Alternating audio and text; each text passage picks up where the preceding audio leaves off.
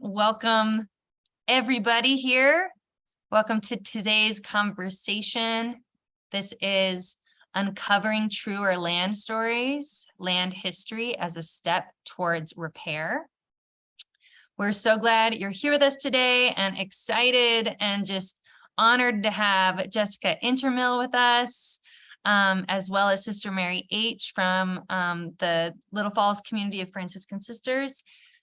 And yeah, we're excited about what I know will be a deeply illuminating conversation and presentation from Jessica and conversation with her and Sister Mary. But before we dive in, just a little bit of housekeeping and some introductions. First, as usual, please keep yourself muted during the presentation out of respect for speakers and listeners. We will have time after the presentation for both small group discussions as well as a Q&A. We are recording today's session and it will be emailed out within a few days or by next Monday at the latest. Closed captioning, I think, should be available at the bottom of the screen. And you can also toggle your screen for speaker view or gallery view, depending on your preference. These are all things we know as Zoomers these days, but it's a good to be reminded. Grateful for my teammate Amy, who is here in our tech support today, waving over there. You can find her in the chat if you have questions or issues. During the presentation, if you have specific questions for our speakers that you'd like answered, you can go ahead and chat them directly to Amy, and they'll go into our list for the Q&A portion of the session, and we'll get to as many as we can. If you'd like, please go ahead and just introduce yourself in the chat, your name, your community, where you're from, and if you like, how you're arriving or feeling as we start this session together. And I'll just give a little bit of a special shout out to anyone who is at RCRI right now, the Resource Center for Religious Investments. I think that is the right acronym. In St. Louis, half of our team is there right now with many sisters and brothers and talking about land justice. So if you're there, definitely go swing by their booth. They've got some really incredible materials there, as well as some temporary tattoos that I think everybody's going to want. That I think these ones say repair is our ministry. So definitely go say hi if you're at RCRI. So for those who might be new to us, my name is Sarah Bradley, and I'm part of the Nuns and Nuns Land Justice team. In collaboration with movement partners and women religious, our mission is to create land transitions that are centered on racial and ecological healing. And we do this through offering public programming and education about land justice, like what we're doing today, as well as our focus community program, where we work closely with 7 to 10 religious communities over a 2-year period to incorporate land justice into their property planning processes and upcoming land transitions.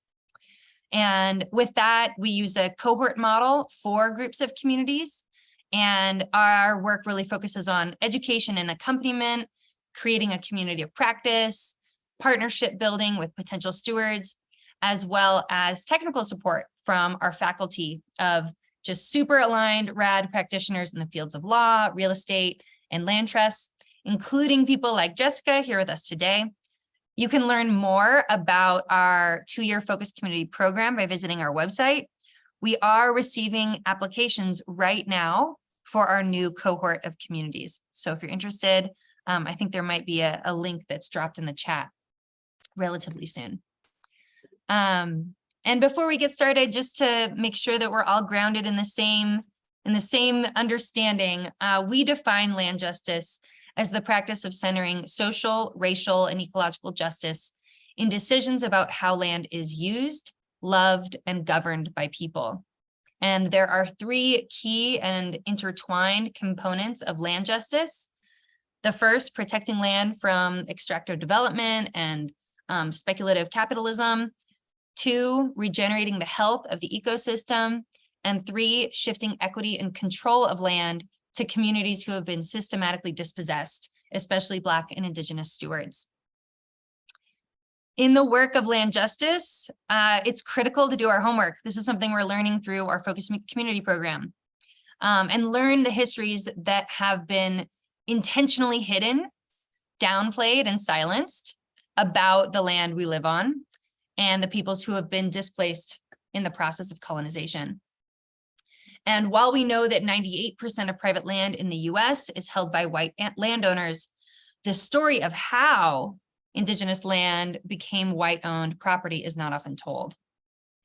So today, using one specific piece of property to demonstrate the multiple layers of story within a place, we will look into a parcel of land owned by one of our focus communities, the Franciscan Sisters of Little Falls in Minnesota. We'll dig into the stories of that land and how it came to be owned by the US government, or owned by the US government and settlers. And we'll learn about stories of Dakota and Ojibwe peoples, French fur traders and their children, acts of Congress by a revolting republic, trading posts, ambitious local land speculators. It's a fascinating story, and with that story as a foundation, we'll delve into how the research process can be a step towards repairing generational wounds and offer tips to begin your own land justice journey. So that's today. I hope you're excited. I'm going to introduce our speaker and just partner in this work, really, Jessica Intermill. So maybe we can spotlight Jessica and myself. Jessica Intermill is a land history consultant with over 15 years of experience as a treaty rights and tribal law attorney. She helps individuals and organizations look underneath their homes, schools, businesses, and congregations to understand the circumstances that formed the history of the land they stand on. As a strategic policy consultant for Minnesota Interfaith Power and Light, Jessica also works to engage congregations in the work of reparations and repair. You can learn more about her work at her website, intermillconsulting.com. And as I mentioned, the Land Justice Project works with Jessica through our Focus Community program, doing research and presentations like the one you're about to experience for each of our focus communities, digging into the properties and the histories there that they're looking to divest from or find new stewards for, or just be in discernment about. And so we do this so that we can work towards justice and right relationship from a foundation of truth when it comes to the stories of the lands we're on and have stewarded. This presentation, as I mentioned, was offered to the Franciscan Sisters of Little Falls in Minnesota. And they've had the chance to learn this story, and we'll also hear from Sister Mary H. about what that experience has been like. So first we'll hear from Jessica for about 50 minutes or 45 minutes. We'll have a small break, and then we'll have time to digest and discuss in small groups, as well as time for a panel Q&A with Jessica and Sister Mary H., who is one of the land justice team members from the Franciscan Sisters of Little Falls. So with that introduction, lots of words. I'm gonna kick it over to you, Jessica. Thank you so much for being here. Thank you so much for being such an incredible partner in this work. I hand it over to you. Thank you so much, Sarah. I really appreciate the invitation to be with you all here today, and have so appreciated my work with Nuns and Nuns in the Land Justice Project. You get to learn little stories, not little, very big, but very particularized stories all over the country. And as I see the locations coming in on the chat and feel kinship with Concordia, Kansas, because that's where my family's from, but also the Bronx, because I have relatives who actually settled the Bronx, which is weird. All of these are connections that exist, but we don't necessarily know about that until we start digging in. So thank you all for joining us for 2 hours today, potentially. And also especially to Sister Mary and the Sisters of Little Falls, who allowed us to share this story with you. So I'm going to go ahead and dig in. We're going to start very broad with sort of federal Indian policy. I use the word Indian because that's what the law uses still. There's a whole chapter of the US code that is Indian laws and a federal Indian policy.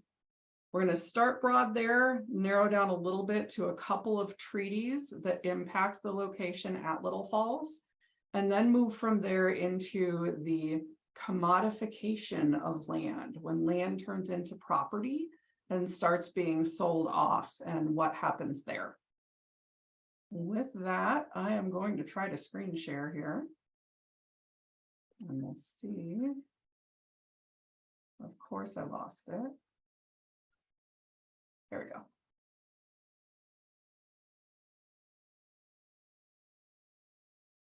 All right, let's dig in. We are going to visit Dakota land today. The most of Minnesota, what is today Minnesota, but also some area around that used to be Dakota land, and is traditionally Dakota land. The Dakota are related to the Nakota and Lakota, which it looks like we have some folks on the call who are members of other related tribes. We're going to start pre-colonization, pre-United States, and this is what that would have looked like.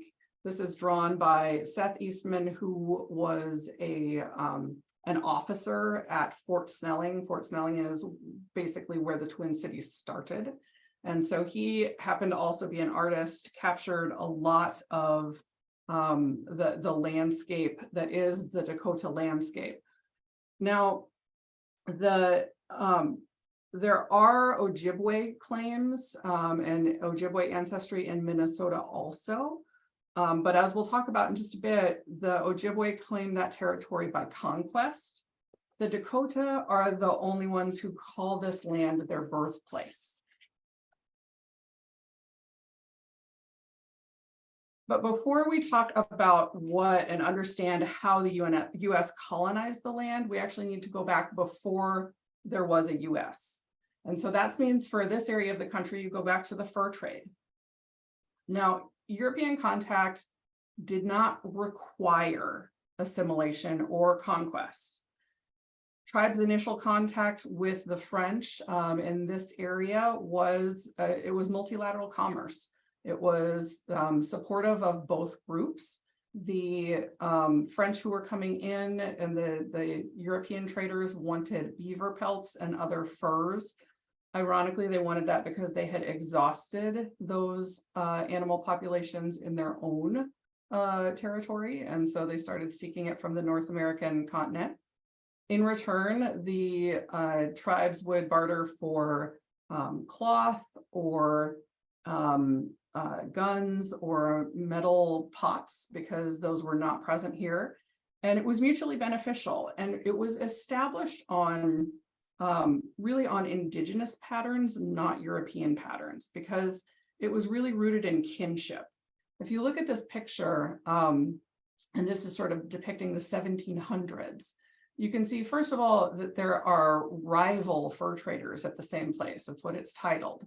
And so you really have an open marketplace where different sellers and buyers are all meeting in the same place. But if you look closely, you can also see family groups within the picture, right? Like moms don't usually just give their babies to random traders who walk in. Instead, what's happening here is that the traders are marrying indigenous women and establishing kinship patterns that form mutual obligations between the tribes and the traders. And it worked that way for like 200 years. This is just sort of this back and forth of European influence on indigenous nations, but also indigenous influence on European trade patterns. Now we fast forward, back on the eastern seaboard, the colonists stage a revolution, they experiment with a federal system, and they pretty immediately turn to what they call their Indian problem.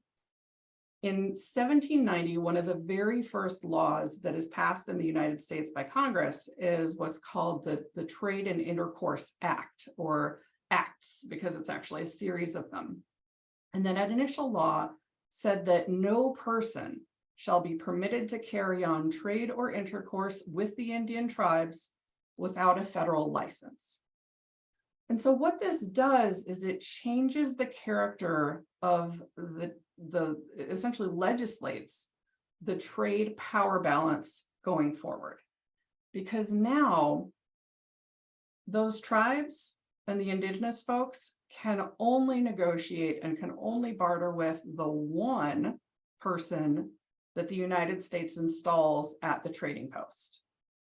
The US grants essentially a monopoly to that trader, a regional monopoly, because without competition, the trader can now set the price for the metal pots and the guns and the fabric at whatever he wants to charge. But the United States also creates what's called a monopsony, which is that only the trader can buy from the tribes. The tribes can't sell to anybody else. And without competition, the trader also gets to set the price that he will pay for these goods and the furs that are coming in. So this fundamentally changes the economic structure, because instead of it being an Adam Smith invisible hand, free market, you instead have the one point of federal contact setting the price that they will pay and setting the price that they will, what they will sell for and what they will buy for. They're setting all of the price terms.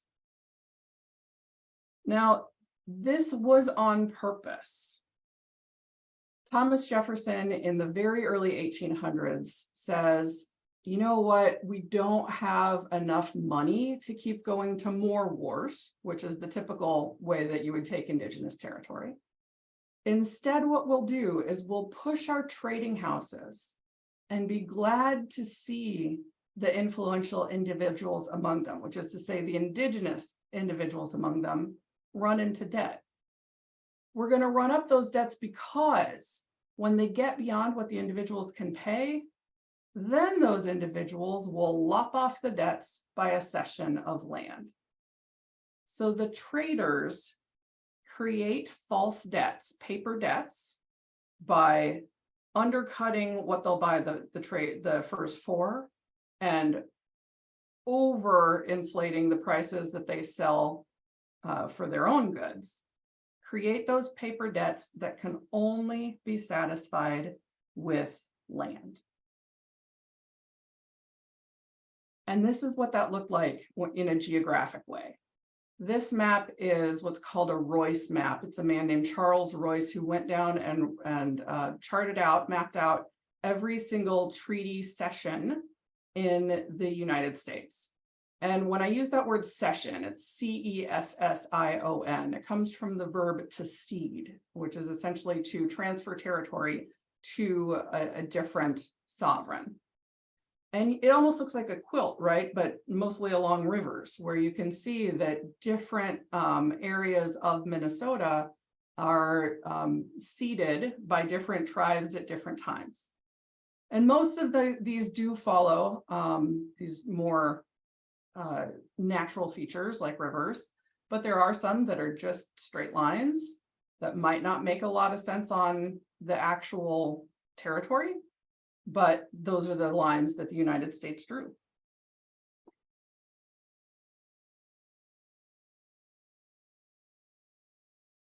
So the first treaty that we're going to dig into, really specifically when we come to Little Falls, Minnesota, is the 1825 Treaty of Prairie du Chien. Now, this was a huge event. This is a painting from the time that captures that it had tons of people, both soldiers and indigenous folks. It was also just spectated by local folks who were like, I'm going to go see the treaty. And it was reported nationally as a multinational peace treaty. What's interesting is this is not an official cession treaty because no one sold land to the United States, but it still functioned that way because it divided land between the tribes. And I'll show you here what I mean. Now, this area in the middle, this sort of disputed territory area, this is land that, and I'm using language now that is what the treaties themselves used. So I'll note that the Ojibwe do not call themselves Chippewa, and the Dakota very definitely do not call themselves Sioux, which is actually a derogatory term, but that's what the United States used. Now, the Dakota territory actually extended all the way up this way, but the Ojibwe were coming in from the east and sort of pushing this way with their own migration. And when we got to the treaty negotiations where the United States says, okay, this is a peace treaty, we're just going to like divide you guys up so that you stop warring with each other. Pay no attention to the fact that the reason the tribes are at war is because the fur trade is pushing them, and westward expansion is pushing them on top of each other so that they're in competition for resources that they historically would not have been. We're not going to pay attention to that. We're just going to draw lines between you. And when they get there, Buganagijik, who is an Ojibwe leader, his name translates as hole in the day. So, and there's actually several hole in the days. This is the elder. He is fairly new to leadership, but he makes a splash by saying, all this disputed territory, that's ours. It's not Dakota territory, it's Ojibwe. And Governor Cass, who is negotiating for the United States, says, for real, why do you think that's yours? That doesn't sound right. And Buganagijik says, my father, we claim it upon the same ground that you claim this country from the British king, by conquest. We drove them from this country by force of arms and have since occupied it, and they cannot and dare not try to dispossess us of our habitations. Basically, well, we took it from them, so we think we should keep it. And Governor Cass is recorded in the treaty journal, the diary of the treaty, as saying, then you have a right to it. And Cass draws this line right through the middle of the disputed territory. And note that this is an artificial line. This is not following any of the rivers like we're doing over here. Instead, it's just Governor Cass saying, yeah, we'll cut it in half. Now, like I said, this is not a cession to the United States, but it does decide land claims that will come later. And it advances US expansion because now the United States knows if it wants a piece of land in this disputed territory, it knows who it's going to go to. Now, the Ojibwe don't pay the Dakota for this land taking. Neither does the United States. The Dakota are never paid for this taking. But from now on, Little Falls, which is right here at the location point, is Ojibwe country, not Dakota country.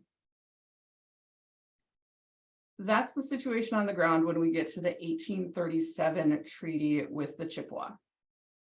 Now this one, I'm sort of piecing the two maps together because of course, when these treaties are happening, there's no Minnesota and there's no Wisconsin. And instead, the federal negotiators are just sort of going on broad landmarks and the earlier treaty boundaries that have been established. And so this, you'll see that these areas are marked with numbers. We're in area 242. When Charles Royce drew these maps, he did them in chronological order and numbered each of the territories to correspond to a treaty.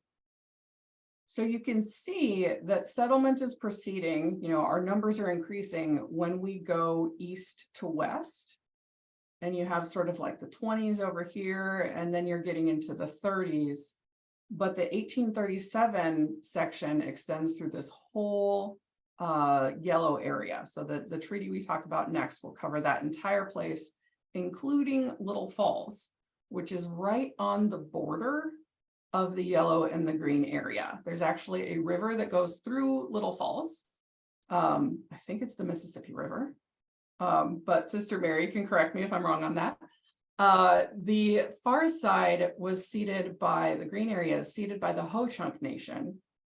That's actually part of their removal story from Wisconsin as they get pushed into Minnesota and then eventually down towards Nebraska.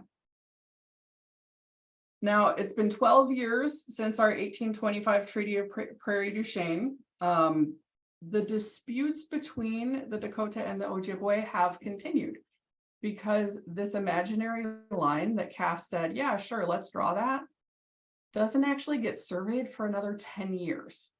So for 10 years, the United States is expecting people to respect a line that literally does not exist in anywhere that you can find. But these disputes continue. The fur trade itself is in decline because the market for furs is essentially waning in Europe, and there's not as much reason to continue the fur trade here. But the fur traders still want to make money. And so they turn to treaties as a source of income. And they do that a couple ways. They continue to make these inflated debts that get paid from the land cessions, but they also negotiate for payments in the treaties themselves. And sometimes those payments are directly to the traders, but sometimes those payments go to their children, because remember that they have been in kinship relationships with Ojibwe women. They now have children with these women. And in the treaties, you'll start seeing payments to the traders' kids.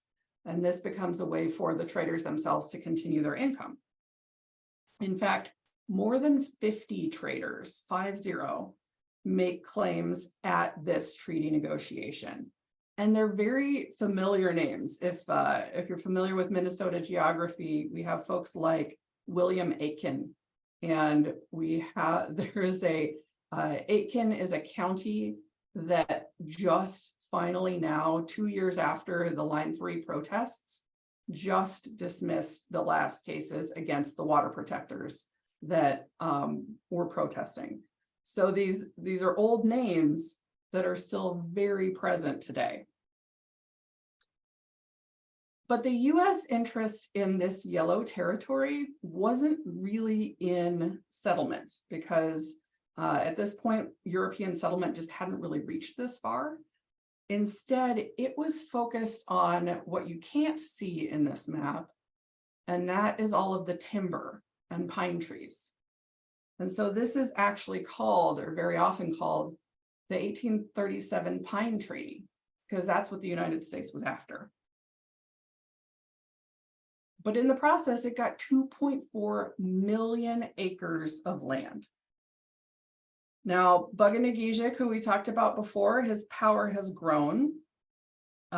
He is from the Mississippi region over here, but you can see that most of the land is actually from other Ojibwe bands and other Ojibwe territories. He pressures the Lake Superior Ojibwe, who weren't even at the first couple days of the negotiation. He's like, just go with it. Just go ahead. We'll figure it out. And in the treaty itself, one of the things that the tribes bargain for is what we call usufructory rights. I should have written this one down. USRUF. I'm not going to spell it right. Anyway, hunting and gathering is what it means. So the tribe specifically said, we still want to be able to hunt through here. We still want these to be sustenance locations for us. And the United States said, yes, it agreed to that. But it had some conditions that said you can do that at the pleasure of the President of the United States. What that means is that the United States can take it away. That was not super evident, probably, in the negotiations. Instead, what would have been understood by tribal negotiators is that we still get to hunt here. But that's how the United States convinced the Ojibwe bands to give up this 2.4 million acres. And we're going to drill down just a little bit farther now to see what the treaty did and how it paid for those 2.4 million acres. Now, the market value of that area was over 9 million, almost $10 million. But the treaty paid a total of $870,000. And from that $870,000, 70 went directly to traders, either for trade debts or for payments in the treaty itself.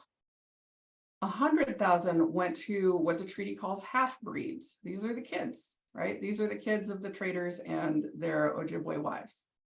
And so that left just 700,000 for the tribes themselves, or for the Ojibwe bands.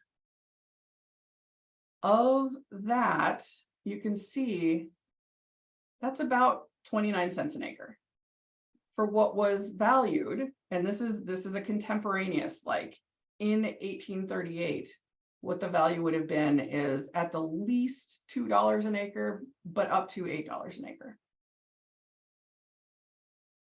But from that 700,000, we have payments to Europeans because the United States, as part of that 700,000, says we're going to spend 60,000 to hire blacksmiths and 20,000 to hire farmers because y'all need that so that we can civilize you. Now, this is part of federal Indian policy, is that you have to civilize these tribes, otherwise they're never going to be part of the United States.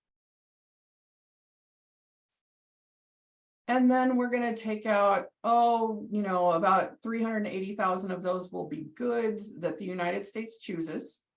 So, for example, the axes that they send might be rusty.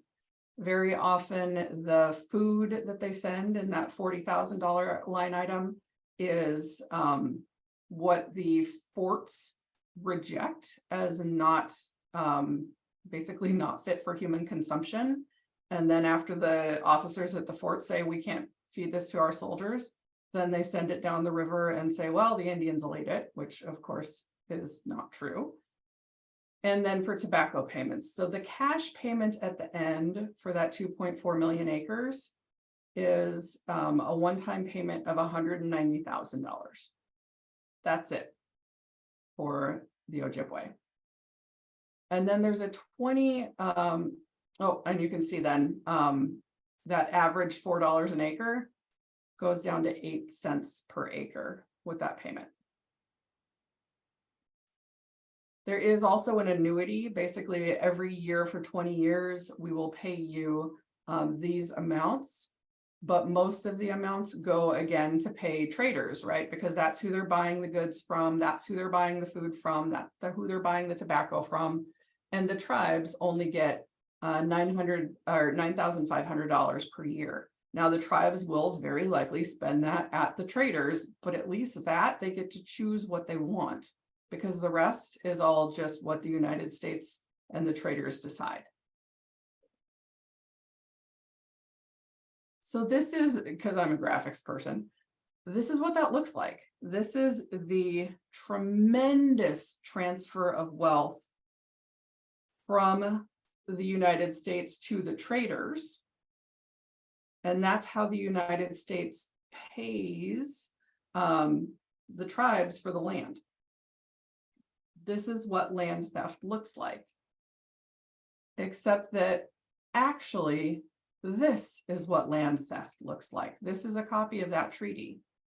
And it looks all sorts of upright, and it's legal, and it has the imprimatur of a negotiated deal. It has the moral authority of law, even though it has that unconscionable, and that is a word that a federal court later on decided. It has those unconscionable price terms. So that's like the briefest sketch of how the US took the land that would become Little Falls from the Dakota for no payment, and then from the Ojibwe for a very minimal payment.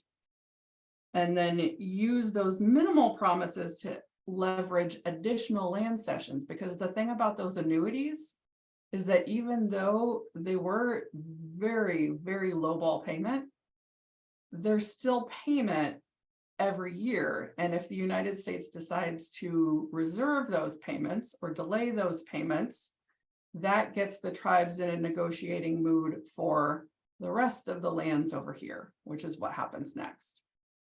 Now, we won't go into those treaties specifically, but that's sort of how the dominoes fall really across the country from the Ohio River to the Pacific Ocean. From here, we now know how the United States came to own Little Falls, but we're going to talk next about how that land became private property. And that's with a legal mechanism that is called a patent. Now, this is the first transfer of land, of a parcel of land from the United States to a private party. And we're going to do it for two locations in Little Falls. This one is the Umbria parcel. It is a location that today has this little bitty island along with this land here. Now, one of the things that's interesting as you look and you see these sort of these squares that are drawn across the land. If you grew up with section lines, you know this system. This is where you put country roads. This is the roads that you travel to get to a farm. These are roads that actually are all over. I mean, even in Twin Cities, when I look at a map, I can be like, oh, that's Broadway. These are the very foundation of the US property ownership and property system. And you can see that they don't really have any regard for natural features. And one of the really interesting things here is that you'll see these sections actually go all the way to the river. That's the only thing that stops them.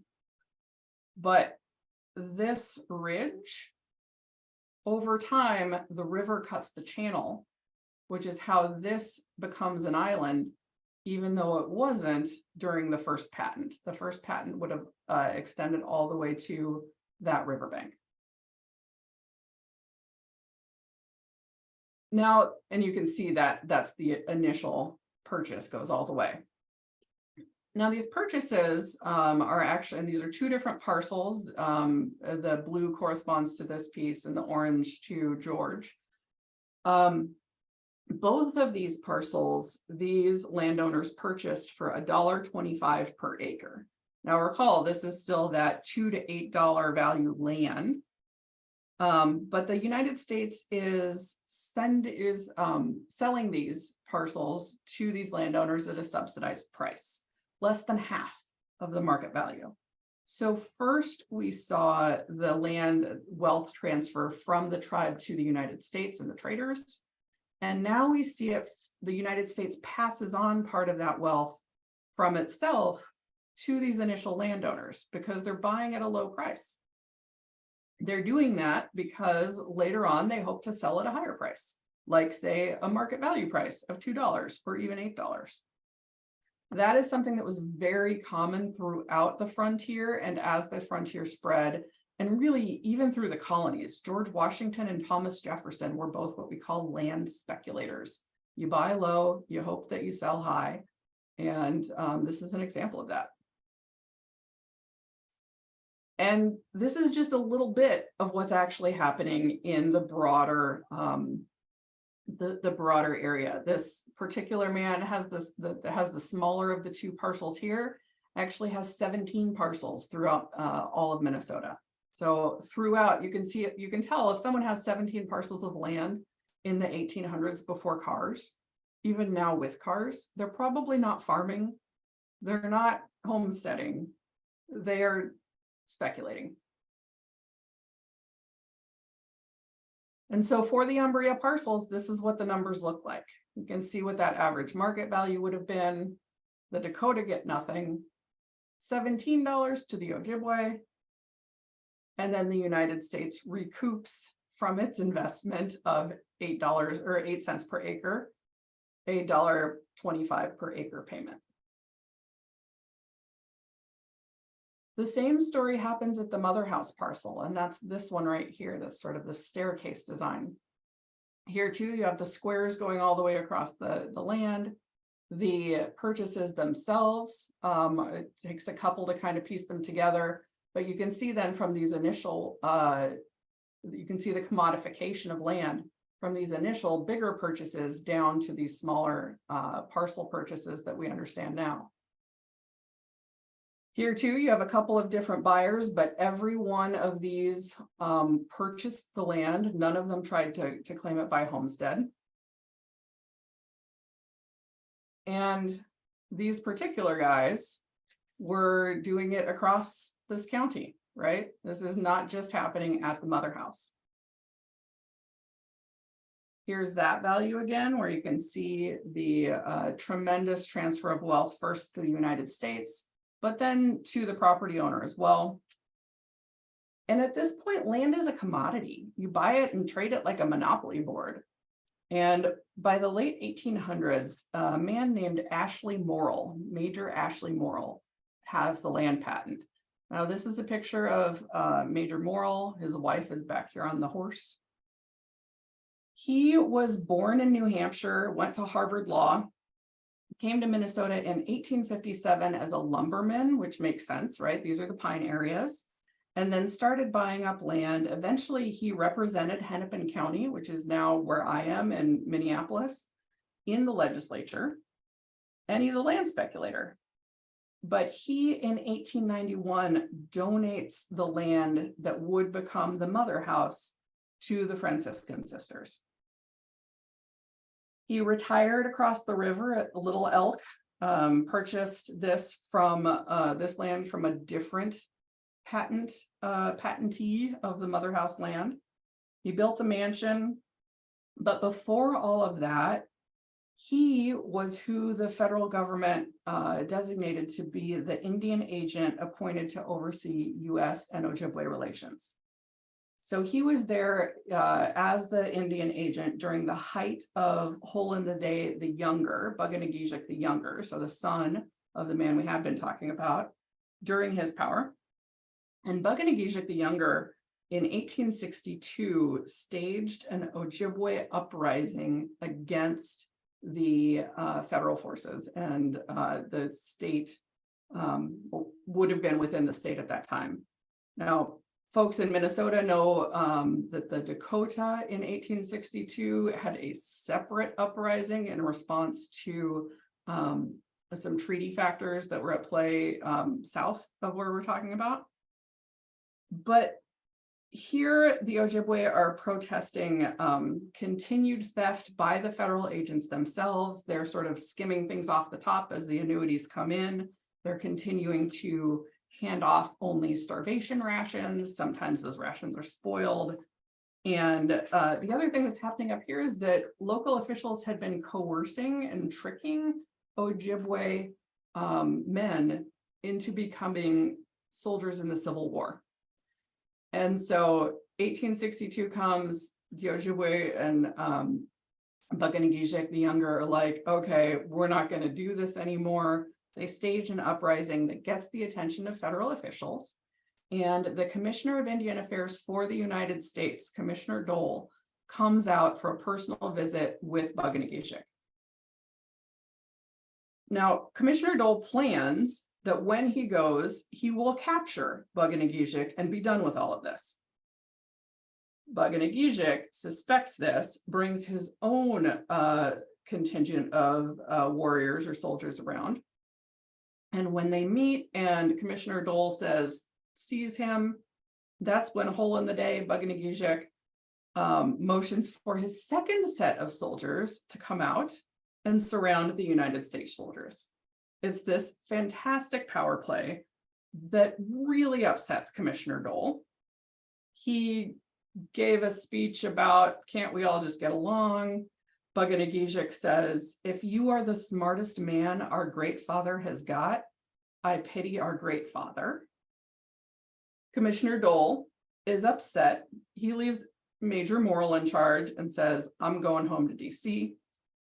And then Henry Rice and Governor Sibley of Minnesota come in, undercut Agent Morrill, promise Bug-O-Nay-Ge-Jik overdue annuity payments, and that they will investigate the corruption, and that they will exonerate the crimes committed during the uprising, because, you know, we probably should have been taking care of this to start with.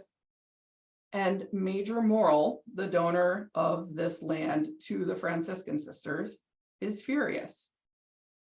He says, condemns Rice and Sibley for rewarding them for the outrages, rewarding the Ojibwe for the outrages committed upon white persons, instead of letting them understand that they must suffer for it. That's the history of the Little Falls parcel. So what do we do now, right? And that's where we'll transition to, and when we come back from the break. We didn't make these choices, but they still exist today, right? You can still see the section line going across the ridge, because even though there's a river there now, there's also an island. You can see that these pieces are still there in the landscape that we're looking at. And then it becomes a question of, what does it mean to care for a past that is not past? So Sarah, I will hand it back over to you for our next steps. Thank you, Jessica. Just want to welcome everyone back to this shared space. And we're just going to spend a couple of minutes of silent reflection or writing. If you have a writing utensil and piece of paper, that will be useful. But please just take a moment to feeling into yourself and your own feelings and your own curiosities. What's a question that's coming up for you? What's arising?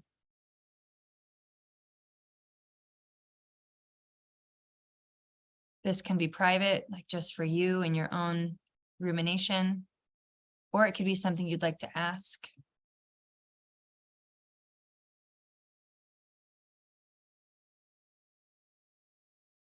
So take a moment to just write a question or two down that's arising in you.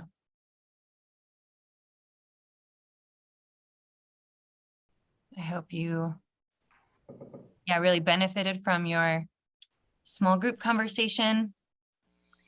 We're gonna have some time for Q&A, and I have some questions ready for Jessica, as well as Sister Mary H. from Little Falls. As I mentioned earlier, Sister Mary is an awesome leader in her community, part of the land. Yes, you are. Oh, yes, you are. And is part of the land justice team there. And has been working to ensure that these histories are learned by the rest of her community as they discern the future of their properties. So actually, I'm going to start with you, Sister Mary. I know this is not the first time you've heard this presentation. You've heard it before when Jessica shared her findings with your team. I guess what was the experience for you as someone who's, has such a deep connection and community connection to this land, hearing these stories for the first time? And, what has been the impact as you've continued to hear them over and over? I guess the one word I think of when I first heard it, it was just so sobering. And one of the things that I've been aware of, hearing these now a few different times, is just how I and we have lived just really unaware of this history. I mean, in one level, I know it's back there, but it's like a remote past history. It's like thinking about the, Cenozoic era on this land. I mean, I don't think of that history routinely. It's that far back, that remote, and doesn't really have a lot to do with life today. So it's in a sense as if the space and land as I know it, it's kind of always been like this. Yeah, the town has grown, it's growing. But it's sort of always been like this, more or less. And for me, this was just a profound awareness that, a gripping awareness that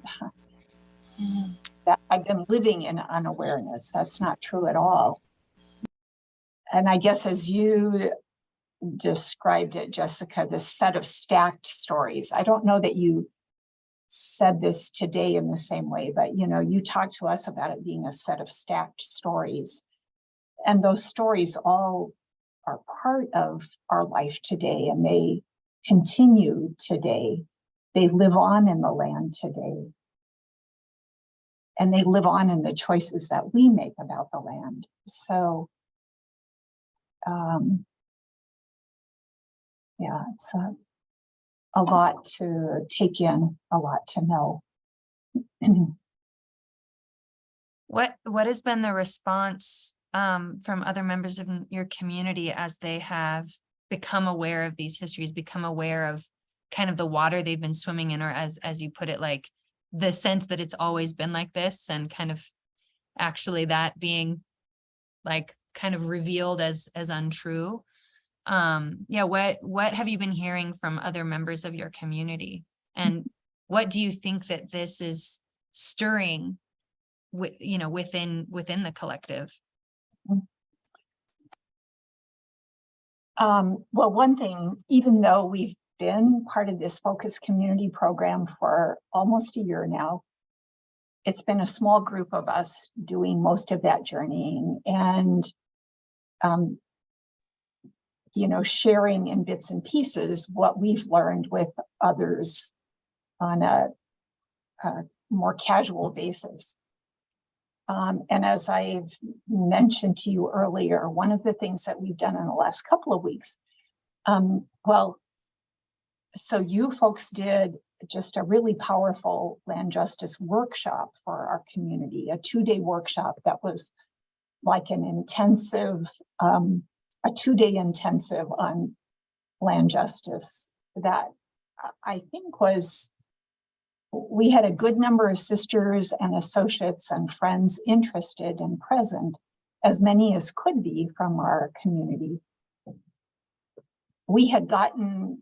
That small group of us had gotten to hear Jessica's presentation.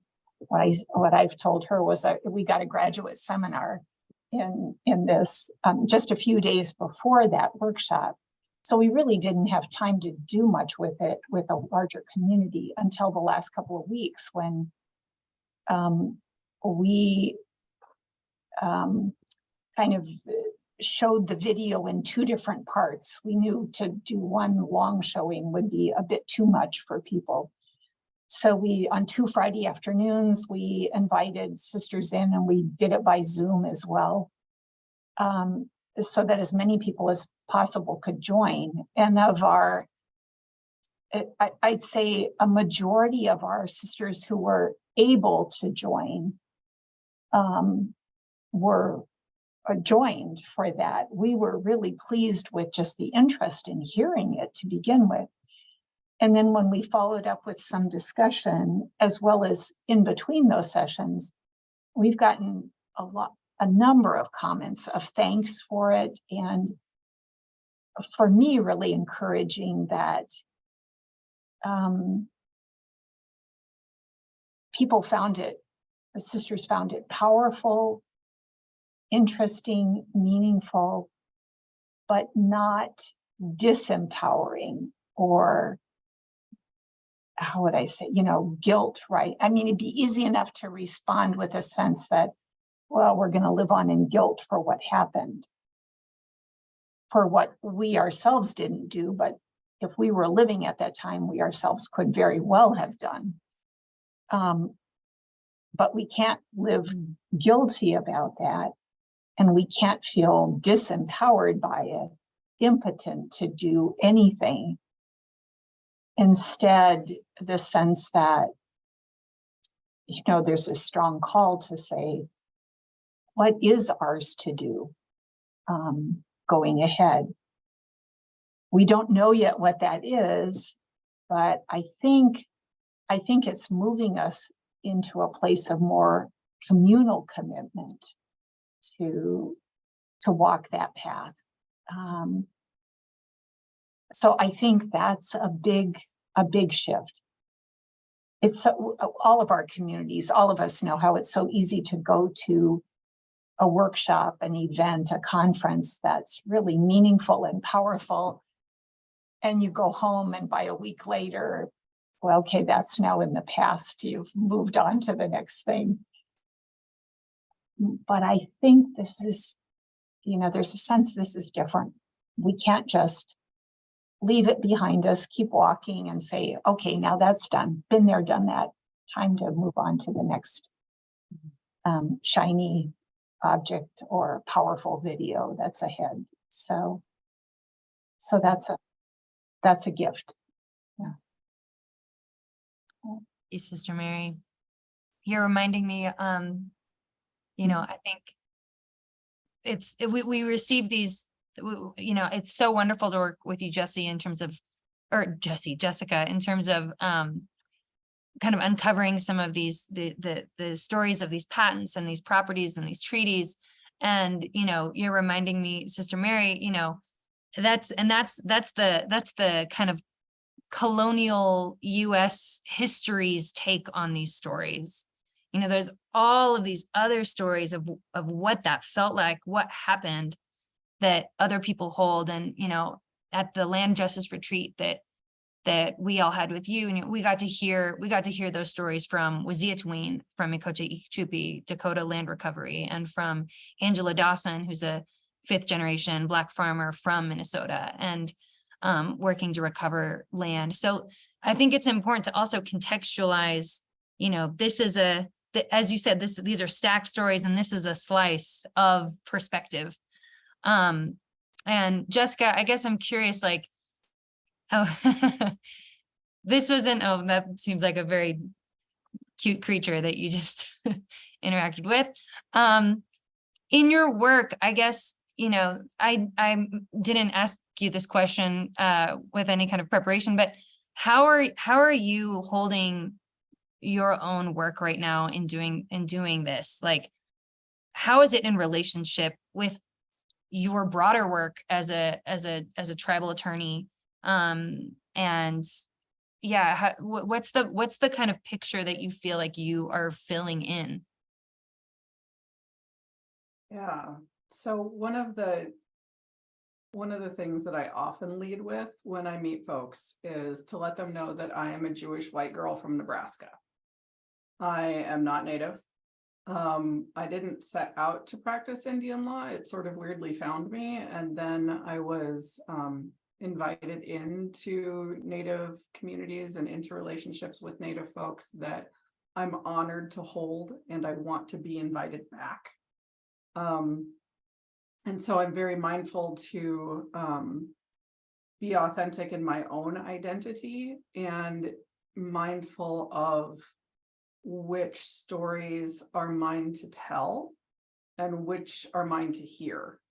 And so one of the things that I'm super cognizant of in a presentation like this is that I am telling the colonizer story, right? But I'm telling the rest of the colonizer story. So I will only bring in an indigenous perspective if I can find the words of the person, right? So if I know that Buganagijic said this thing, then that's important to me to include, but I don't want to characterize or mischaracterize another person's story when it's, well, this book said that the Dakota thought this, or the Ojibwe thought that. Mm-hmm. I also have relationships of accountability with indigenous folks and people of color, and will ask, like, how did that land on you, right? Like, what would you like to see me do differently? But want to be mindful that really my first truth is that legal piece, And that's just because I have like this weird lawyer's heart, right? Where I'm like, but what happened? And so that's where I've sort of found my niche, is to tell that story and stand in that relationship essentially as a translator, right? Because so much of white culture is the ubiquity of white culture and its desire that it not be seen. Mm-hmm. And so when we can say, okay, but here's how it happened, I think that that's part of why it's so impactful for people, is because we have been taught, and I want to validate for Sister Mary, like we've all been taught that this is how it always is and this is how it has to be. And that's a very express federal policy, like for very long time, and sometimes still now. That's part of what we teach each other. And so that's my job that I see, is to come in and look at the thing that's there that doesn't want to be seen. Mm-hmm. And I guess in terms of your work with landowners, and in the case of like many of the communities that we're working with, like predominantly white landowning communities, I guess, what do you see these stories doing in people? Like, what becomes possible? Yeah, so it cracks people's heads open, and that hurts. And it's hard, and we can do hard things. I think that part of why it's so impactful is because we have our own layers of history on top of these places. And so Sister Mary had talked about, I'll sometimes talk in terms of stacked history. And the short version of that is that we in grade school are taught history in chapters that are not really very connected to each other. They're just a timeline, and there's one line that's separate from the other line. But the way that we actually experience history and experience life is as though the timeline was turned on its head, and we stand in all of the places at once. So that when Sister Mary stands on the bank of the Umbria parcel looking across the river to the island, the section line that went all the way across the island is there, because otherwise you wouldn't have this little tip of an island. And also the river changes there. And also the land ownership pieces are there. And also her own experiences there. And that's all happening at the same time. And what I hope that learning land history will do is let people start seeing those layers, but also understand that if all of those times exist right now, then also the decisions we're about to make exist right now too, right? There is a hopefulness that can sit with all of that sadness and all of that grief and lament. And especially when people are able to cue into their very specific land history, they can start seeing possibilities that they might not have seen when they thought they were on the timeline separate from everything else. Yeah. Contextualizing like our own choices with a much more multifaceted set of stakeholders and relationships. Yeah, thank you for that. Sister Mary, I guess I'd love to ask you, I mean, you mentioned it that, you're not quite sure how you see yourselves moving forward, but I guess, do you have a hope for what you think what the process will be moving forward in terms of like how you continue on this journey, such that it's, as you said, not just like going back to the next thing, but actually keeping this with you? I mean, in general terms, I really hope that we're also expanding our so-called land justice team a little bit for this coming year.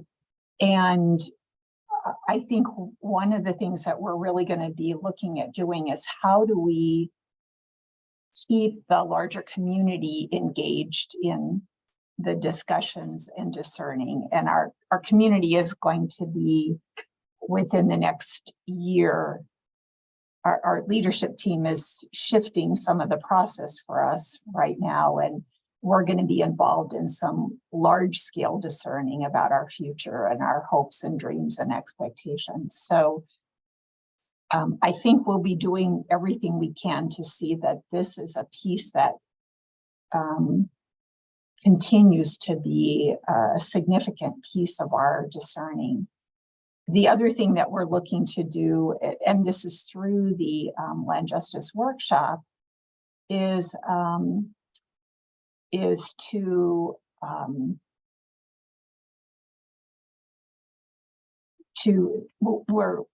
we're building some connections with this repair communities group.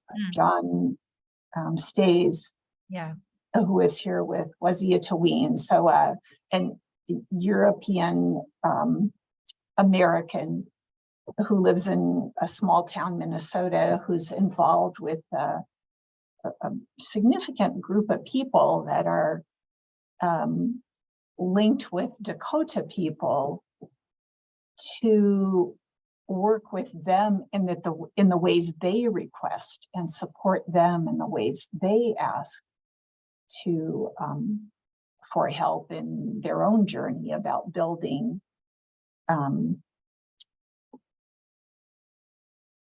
building their relationships with land and as communities. So so we're looking at building connections and relationships, and I guess that's another big piece of it. So, and I want to just mention, I saw a flash of a question came up. Yes, I'm with the Little Falls Franciscans, the community that Jessica is talking about today. So that's my community. So my land, our land. So in big quotes. So yeah. Oh, thank you, Mary. And we're really thrilled about the connection with repair communities and John, and that network that's been really active in Minnesota with Makocha Ikechukwi. Jessica, I guess I'm going to ask one more question, then we've got some from the audience. I guess could you share a little bit about how you go about this research and your process, and how people can start to do their own research, or whether they should or what they should look out for, any kind of common pitfalls they should avoid? Just some support for people who, might not be able to be a focus community or kind of contract with you to get some of this research presented to them. Yeah, so my process goes a lot like the presentation did, where I start with the treaty area and kind of narrow down. That's easier in some parts of the country than others. That's generally much easier west of the Ohio River than east of it.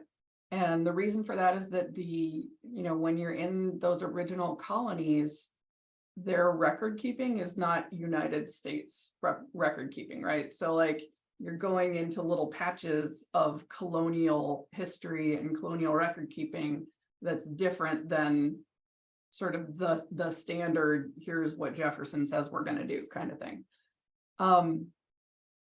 I think one of the most important places to start before that, though, is to become familiar with sort of federal Indian law and federal policy, especially of what is it that these guys set out to do? And there's some good resources for that.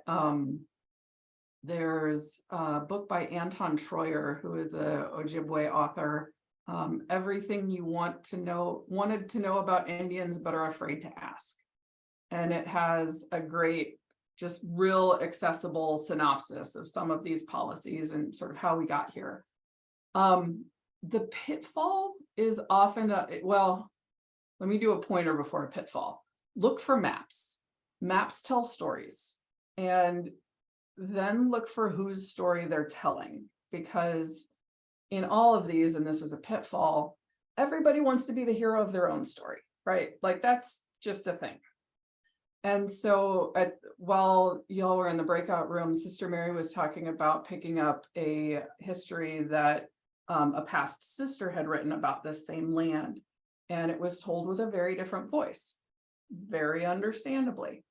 And your job as the amateur historian, my job as the amateur historian, is to listen for the voice, right? So when someone is talking about how, the first white person to get to to be born in the area, think about, okay, well, why is that important? Who is that important to? Who is not in this story? Those are the sort of things that as you sort of drill through, you'll look for, and you can, after you've done it a little bit, you can sort of hear like, well, that doesn't jive with that other story I heard about this place. And what about this piece that maybe they left out? And then you can start asking why. That's on the native side of things. On the slavery side of things, the record keeping is a lot harder because the property, the people, were held by individuals and not by the United States. And so those stories, there's not a federal database quite so much. But places you can look are to see if there is an African American history museum near you, see if there's a local history museum near you and what resources they have. Call around to your local NAACP and ask if they know any local histories that you can be reading up on. There's in Minnesota, there's a book called Slavery's Reach. Minnesota is a free state, but there are impacts of slavery in Minnesota because the slaveholders came up here and spent their summers and spent their money building the economies for the white folks that they left when they went back to their plantations in the winters. And so those are the sorts of things that you can start to see when you just sort of start looking. But really the first thing is to have the moment where you start looking, because that's the piece that we're not taught how to do, and we're not taught is even a possibility. Thank you for mentioning the side of your work that also touches on learning the histories of enslavement tied to properties. I guess are there other folks who are also really specializing in that you'd recommend, or Not that I know of. Okay. Well, if anybody knows of them, please let us know. I know there's research teams that we've been connected with some of our focus communities who have like direct connections to those stories and those histories. But always trying to keep learning. We have some other questions from folks. We have this question from Tom, which I think is directed towards Jessica, which is, which tribes do you talk with, where, and how often? So my federal Indian law practice, when I was full-time with that, was nationwide, mostly in the Great Lakes, but also did some work with the Omaha tribe and some smaller projects on both coasts. Right now, I principally work with a couple of Dakota communities in Minnesota. And then most of my land history clients are congregations or individuals that are they're all across the country. And so I sort of have a network of connections of people that I have met over the years, but specifically, and an Ojibwe community in Minnesota, mostly in Minnesota right now for tribes. Mm-hmm. Mm-hmm. Yep. Okay, well, let's see. We've got some of these other questions. This one might be a little more technical, but I'm curious at what you might say.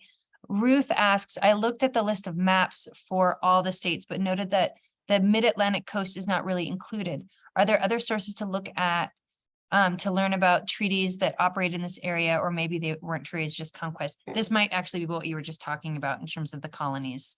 Is that Yeah, right? so those Royce maps, which is, I'm so glad someone dropped a link to those in the chat. They really only start with, like, number one is the first US treaty. And so for stuff that happened before the US, there's no Royce map. Other places you can do there, I do a lot of Googling. And so, like, put in your state and treaty and see what happens. Sometimes there were treaties. Actually, some of them tended to be much more closer to even-sided as they are more Eastern, because the empires haven't figured themselves out yet, and they haven't figured out those policies. There's also private purchases, which is a thing that by federal law now you're not supposed to do, but New York did it a lot, and a lot of people in the colonies did it. And then sometimes there is just straight up conquest, both on that eastern seaboard area, but also in, like, parts of Texas where Spain had a land holding, and then there's Mexico's independence, and then there's Sam Houston coming in and trying to take over part of Mexico and actually taking over part of Mexico. And so that all sort of blends together. But the legal underpinning is all something called the doctrine of discovery, that says that whichever Europeans get there first, get it, because it is terra nullius, which is the Latin for the empty land, which really tells you a lot about the story of colonization and conquest, right? But there were these weird legal underpinnings also that said, but you have to somehow get it from the tribes that are there, even though the land is empty. And so that's where you get these treaties or purchases or conquests that will layer in with it. Mm-hmm. Thank you for that fuller explanation. We've got a question from Ben about relationships of accountability. He asks, can we talk more about what relationships of accountability look and sound like as we learn and share these stories? Yeah, so relationship is really important and really tricky. There are not enough, numerically speaking, there are not enough Native people for every white folk to have an Indian friend. Like, not gonna happen. And there are indigenous spaces that white folks can and should go into, right? And so to be in relationship doesn't just mean that you have a friend of a different race or background or ethnicity. It can mean that you go and specifically place yourself in indigenous spaces, in Black spaces. I have a friend who's Stockbridge Munsee Mohican who he says, if there's like a powwow or a museum or a presentation that you're just not sure if you should go to because that's a thing that white folks do, or we're like, I don't know, I don't want to intrude, which is actually a way to say, I'm scared, I don't want to do it. If you know about it, you're invited. As he tells it, if you were not invited, you would never hear about it. Those are the things that happen on the back 40, and they're not in the papers. And so, yeah, you're not invited. But if you hear about it, you should go, right? Go and sort of make space for everyone else who is there, but be there and feel what it is like to be in a place that is not your own place, right? For me, because I've spent 15 years doing this, I have relationships where because they're my friends, I know that when certain people look at their shoes instead of continuing to talk to me, that probably I messed up and I need to figure out what it was. Or I have other friends who are like, dude, you just messed up. we need to talk about that. I one time wished a friend happy Juneteenth, and she made a face that was like, oh yeah, I need to look that up. And so what that relationship of accountability looks like for me is not that I ask her to explain how I messed up, because that is putting the labor on her. Instead, it's me noticing and then going and doing my own homework to be like, wow, that is a pretty messed up thing to say, and here's why. And then for me, because I talk about this stuff a lot, that's when I go onto my social media and say, hey, white folks, did you know that this is a much more appropriate thing? And sort of pass on that learning. So those relationships of accountability are not like standing meetings where we go and talk about race relations. It's more either I have a specific question that someone has agreed to take that burden on and explain to me, or paying attention to how I show up. And when I make mistakes, because I do, because everybody does, then I notice and fix it. Thank you, Jessica. Mary, do you want to, and if you want to answer any of these other questions too that are coming in, please feel free to chime in. Yeah, let's see. I think we've got a couple more. Well, actually, I just want to visibilize John Peacock. You asked, has any land been given back? If so, by and to whom and how? This is a really big question with a lot of answers. The answer is yes. People are giving land back. People are returning land. Groups of people are buying land by crowdfunding and recovering land that way. There's a ton of ways that land justice is happening, and part of our work, as well as, the work of many other organizations, is to visibilize some of those stories. We haven't announced it yet, but I can tell you on October 30th, that we will be showcasing an incredible, really recent story of some friends who recovered over 1,100 acres of Winnemem territory in California from a private landowner. So there's a ton. You can also, I think Indian Collective has a Land Back magazine that you can purchase, that they have a bunch of victories listed in the back. And you can also just look up those different stories. There's tons that's happening both with private land and public land on Turtle Island in the US and beyond. So I'll just quickly verbalize that.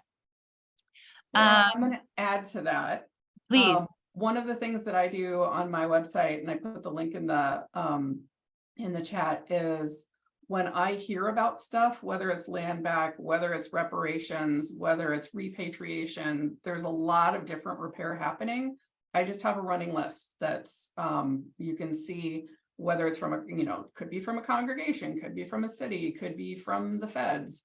It's happening all over the place. And one of the things that's kind of fun once you see it is you understand that this is not some pie in the sky something. This is a thing that anyone can be doing right now.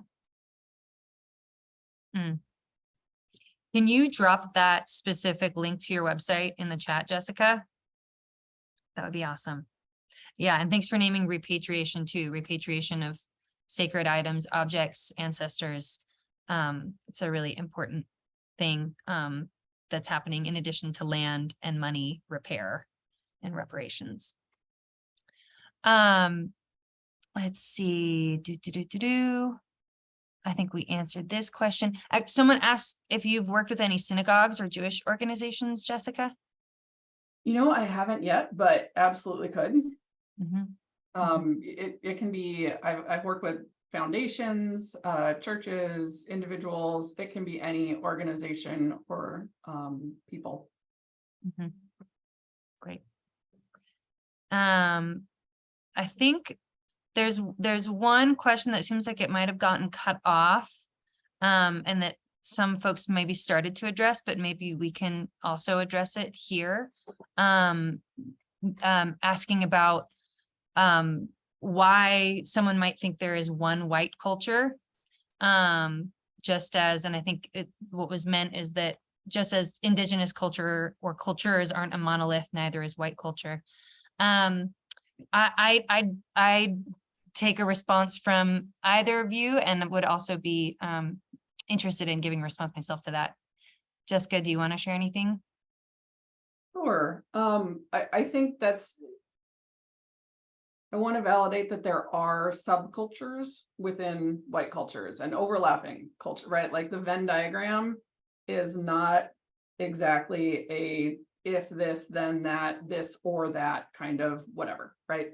That's true. And there are some pretty cultural universals across white American groups. Things like individualism and meritocracy and property ownership and a culture of more, that are things that, while not specific in a I'm a Jew in diaspora and my husband comes from people who eat lefse kind of ways, right? Those are specific things that are individual to either of us. But also there are cultural values that we share, that are broader and that are the air that we all breathe, right? Like whether we're white or not, that's the ocean we swim in. And I'll drop a link for the resource that's sort of my go-to for being able to see that. So I'll put that in the chat. Thanks. Mary, would you like to respond to that? Just a short answer that is that I would, like I heard you saying, talking about white culture, Jessica, not meaning that it is a monolith, but the sense that, as you were saying, there are broad generalizations that can be made that are fair, not for every single individual or every individual group, but are fair for how we function as a whole and how that whole has impacts on groups that are not as large or as powerful or as wealthy or, so, but to not confuse the general with the specific. There's a place to lump and there's a place to split. Yeah. Yeah. Yes. Yeah. And I guess, both of you answered that beautifully. I don't have much to add, apart from maybe that it is part of the project of whiteness to be uncomfortable with seeing our whiteness and uncomfortable with seeing ourselves as part of a group. Throughout history, white folks have had no problem grouping other racial identities together and making generalizations, but we get really confronted and upset if people make generalizations about white people. And that's just a pattern, again, of history and the way that people have spoken about themselves and about others.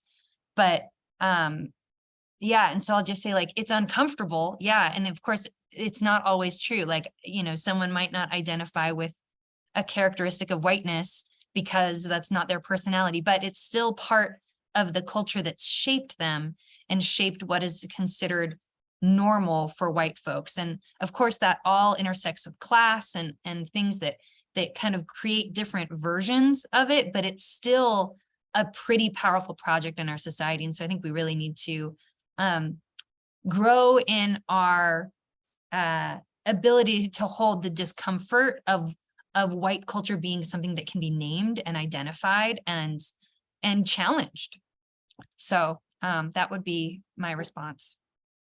Can I tag on just two things? Yes. That two of the features of white culture are individualism and avoidance of discomfort. Exactly. So this like super hits a cultural nerve for us, but like our heroes are Ronald Reagan on a horse and, the individuals over time who rose above their circumstance and whatever. We're not a collectivist culture. And so when people call us out as a group, it like actually hits that cultural nerve. But then it also hits this piece of like a whole lot of our society. And it's possible that this is more American society than white society, or maybe it's white American society, right? It bleeds in, but it's avoidance of disculture and of discomfort and refusal to sit, right? And there are other cultures, like, I can name friends of other cultures who are like, no, why do you just have to run away from it? Like, what if you just sit and leaned into that and thought about it?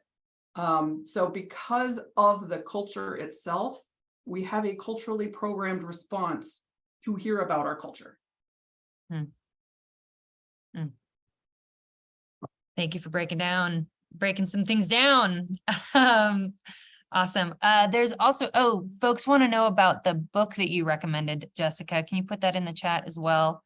Yeah, everything you need to know about Indian culture, but we're afraid to ask or something like that, I think.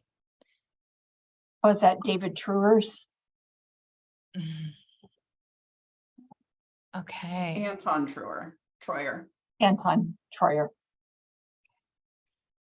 All right. Well, folks, I think this is what we have time for today.